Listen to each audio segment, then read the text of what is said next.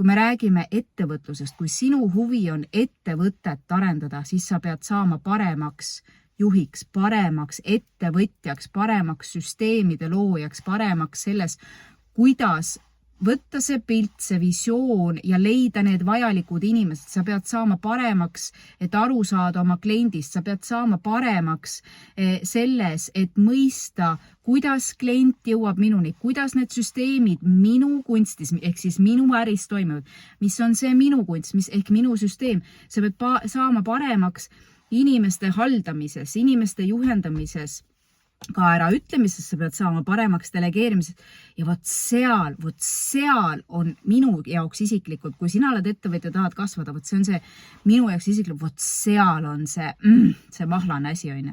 Mitte lihtsalt olla enam spetsialist, vaid ma pean ettevõtja mõtleb võimendamise peale, on ja. Võimendada, ma ei pea ise enam kõike, vaata, ja siin ongi see hirm tahab minna turvalisse.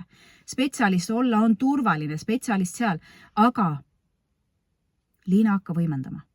Hakka asjad käest ära võtta ja seal on riskid, seal on hirmud ja vaata, kuidas alateadus tahab ära põgeneda. Ja nüüd mina küsin sinu käest, kui teadlikult sa päriselt teed otsuseid, mida järgmiseks